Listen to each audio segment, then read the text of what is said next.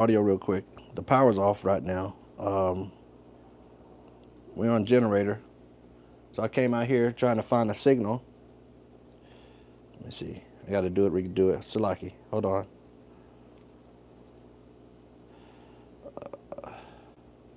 Okay. I just want to be sure. Salaki. Okay, here we go. Let me see. Test, test, test. Good. Okay. Sound good. Hey, so first and foremost, I want to give all honors and praises to Yahweh, Bahashem, Yahweh Shai, Bahashem, Rekah, Kwadash. I want to give double honors to the elders, Apostle Great Millstone, for bringing out 100% truth and keeping it real. Salutations to the 144 hopefully elected Israel pushing this word in all truth and sincerity. And the 130 of Israel who believe in the word and follow the Lamb wherever you go. Shalom, brothers and sisters. Shalom, y'all. Shalom, sister, on the comment board. This is going to be the Spirit jumped on me maybe even yesterday. I know I felt it. About this series. We're going to do a video epistle series, and this is just the intro right here. You know, like I said, the power's off. We're just going to do a short intro about identifying E, you know, in these last days, because it's very important. You know, the scripture speaks about we having enemies and everything, and it goes all the way back to Jacob and Esau, really, you know. But the point I want to make in this epistle right here is how, you know, you got all these plantation Christians, and even those of the circumcision, you know, talking about Esau can be saved, and you know, the Esau Edom, the so-called white man. We gotta identify him through the scriptures, because in the New Testament it speaks about Second Thessalonians, chapter. Hold on, come on, baby. Second Thessalonians chapter 2. Verse 3, it says, let no man deceive you by any means, for that day shall not come, the return of the Messiah, except there come a falling away first, and that falling away has come. The children of Israel, we totally forgot who we were as a nation of people, you know. Jeremiah chapter 17, verse 5, you know, thou, even thyself, shall discontinue from thine heritage. During the transatlantic slave trade, our heritage was beaten out of us, so we fell away. And now the Great Awakening is happening. We're waking up, remembering ourselves, right? And it says, that day shall not come, except there come a falling away first, and the man of sin be revealed, the son of perdition. This is very important. This is in the New Testament. The man of sin being revealed. Who is this man of sin? Who is this man? The reason why I say, that's why, you know, the water Yahweh Shemashah for the Spirit, you know, in this epistle, because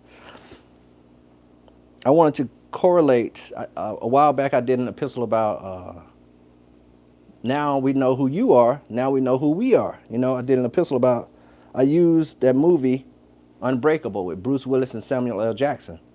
So of course Samuel L. Jackson got to be the bad guy. So he went around, you know, destroying things, you know, because he himself was in this fragile body.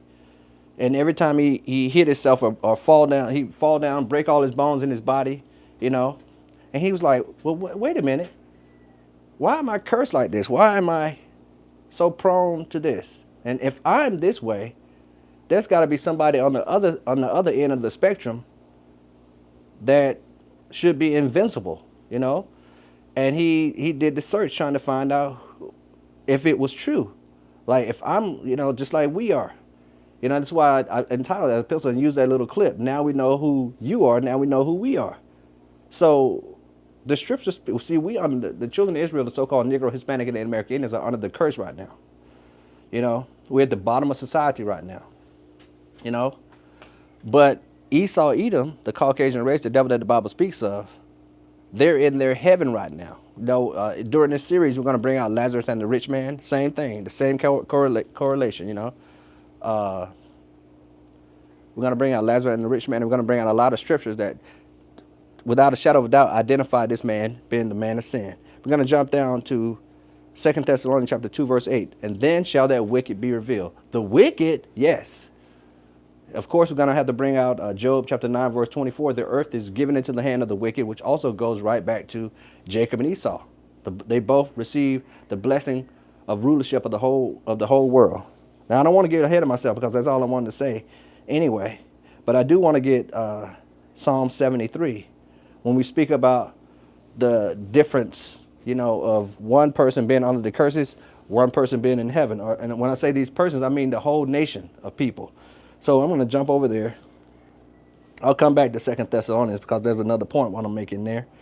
I want to jump to Psalms 73 real quick. Is it 73? Let me see. Psalms 73. I haven't read this in a minute. Psalm 73. Yeah, here it is. Psalm 73, chapter 73, verse 5. They are not in trouble as other men, neither are they plagued like other men. Esau can have a damn pound of fucking cocaine. This nigga get a slap on the wrist. You've done your jail time. Now you got to have a 6 months probation, because he got arrested and he took away the shit. But not Jake, not the so-called Negro, Hispanic, and Native American Indians. They're under the jail. They in there for life, So Psalms 73, verse 5, they are not in trouble as other men. Now we are trying to identify Esau Edom, the one that has control of the whole earth, the man of sin, the son of perdition, the wicked. Job chapter 9, verse 24. It's plain. They're not in trouble as other men, neither are they plagued like other men. Therefore pride compassed them about as a chain, violence covered them as a garment. Their eyes stand out with fatness. They have more than heart could wish, but they still want more. See how these scriptures, they're going to flow into other scriptures. They're going to flow into, he can never get enough, he covered fields and take them by violence. All these scriptures is going to identify this man of sin without a shadow of doubt. I choose the thumbnail because Esau, Edom, the Caucasian race, the devil that the Bible speaks of, are the physical counterpart of the spiritual demon Satan. So, he's got on a mask, pretending to be all, pure, because, they put this social construct on themselves as being white. They're pure, So, anyway, I wanted to do that. And as you can see, in rare form, the devil's always there trying to distract, trying to trip up and all these things. So, let me see. We're gonna just finish this off, because like I said, it's just a simple intro to the series of epistles that's gonna identify this man E. It says, so I want to go back now. So anyway, the difference, they're not in trouble as other men, But here come Jake getting shot in the back. Jake is being accused of being the bad one, the so wicked, the so evil. But then who actually did these things to the children of Israel? Who actually oppressed them? Who actually burned down their towns? Who actually redlined them? You got it, the man of sin. So we're going to go back to Second Thessalonians and close it out with that. That was something else I wanted to get after Second Thessalonians chapter 2, verse 8, though.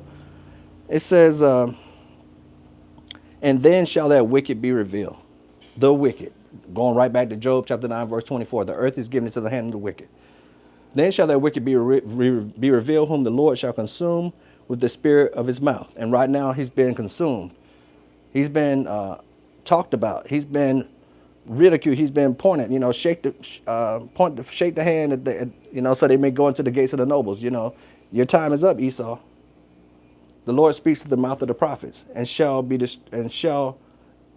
destroy with the brightness of his coming. So when the Messiah comes back, he's going to destroy this man and kick him out of heaven, which goes into Revelations.